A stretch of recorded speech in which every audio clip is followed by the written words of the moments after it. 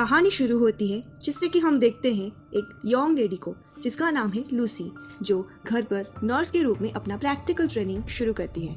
वो एक old lady से ट्रेनिंग शुरू करती है जिसका नाम है मिसेस कैथरीन विल्सन। उनके आखिरी पेशेंट एक पुरानी और रिमोट मैंशन में रहती थी। अगले सीन में हम देखते हैं कि लूसी उस मैंशन में एंटर करती है जो जानवरों से भरी हुई थी और मिसेस विल्सन को ढूंढती है। पेशेंट मिसेस चेसल के बिस्तर पर विल्सन को पाती है। मिसेस विल्सन उन्हें बोलती है कि पहले वो एक प्रोमिनेंट बैलेट टीचर हुआ करती थी, पर अब वो बिस्तर पर और कोमा में है। ऐसे रूमर है कि मिसेस चेसल के पास प्रॉपर्टी पर कई सारे गोल्ड्स और ज्वेलरी के खजाने हैं। काम पर अपने पहले दिन के बाद लूसी अपने लवर विलियम को उस खजाने के बारे में बताती है। लूसी, विलियम और विल्स का भाई बहन हैलोवीन रात को खजाने की खोज करने का फैसला करते हैं। दूसरे सीन में हम देखते हैं कि वो सब एक विंडो के मदद से एक बेसमेंट में एंटर करते हैं। टी टेबल के चारों ओर जानवरों से भरी हुई एक कमरे में उन्हें एक बंद दरवाजा मिलता है।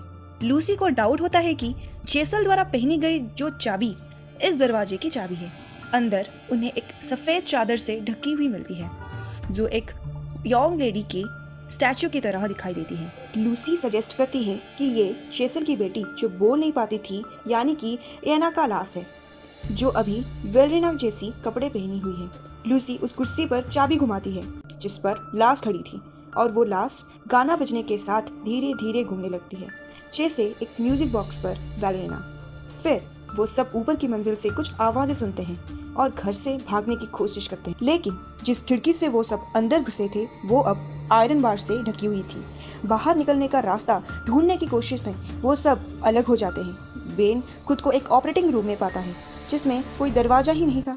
उसे पता नहीं है कि वो वहाँ कैसे पहुंचा और वहाँ वो वेलरिना आके उसको मार डालती है जो कहीं से भी अपीयर हो सकती थी।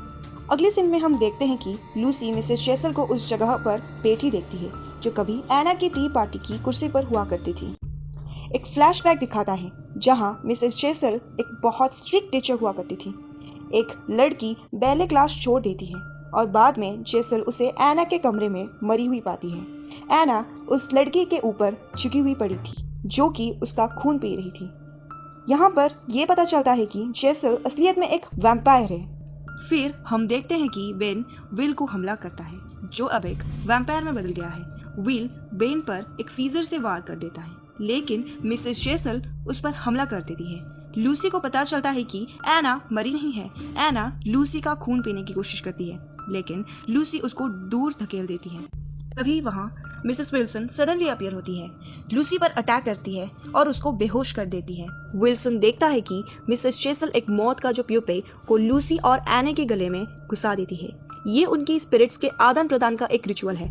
चेसल का मानना है कि जब एना जागेगी तो वो सक्सेस होगी और उसकी आंखों का रंग बदल गया है और वो एक अलग शरीर में है। चेसल ने एना को डांस करने का आदेश देता है, लेकिन एना ने कोई जवाब नहीं दिया। विल्सन उसे पनिश करने का प्रयास करता है, लेकिन एना उस पर कैंची से वार कर देती है और फिर चेसल पर हमला कर देती है। दोनों लेडी फर्श पर गिर गई, हालांकि बहुत खून बह रहा था। चेसल ने एना को काटने की कोशिश की। लूसी अपनी माँ को तब तक धक्का मारती रहती है जब तक कि वो एना को छोड़ने देती और दोनों लड़कियां चेसल को तीसरी मंजिल की बालकनी से बाहर फेंक देती हैं। एना और लूसी उस मैंसन से भाग जाती हैं और सी के किनारे की चट्टान पर हाथ पकड़कर चलती है। लूसी एना के शरीर में चट्टान पर झुक जाती है, लेकिन वो गिरती नहीं है। इसके बजाय वो आसमान में उड़ जाती है। उसके निशान गायब हो जाते हैं और एना लूसी के शरीर में उसे तैरती हुई दिखती है। तो यही होता है हमारा कहानी का एंड। एंड